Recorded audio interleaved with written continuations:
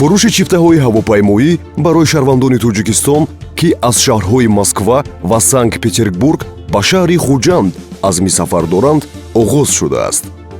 интиқоли мусофиронро то шаҳри Ташкент ширкати Узбекистон Airways анҷом медиҳад ва баъдан то нуқтаи ниҳоии шаҳри Хуҷанд мусофирон тавассути автобусҳо интиқол мегарданд.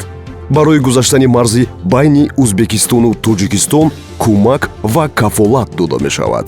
арзиши чиптаҳои ҳавопаймоӣ аз Москва аз 37221 рубл, аз Санкт-Петербург аз 40721 рубл мебошад. агентҳои фурӯши чипта ҳуқуқ доранд ҳаққи хидмат зидонанд.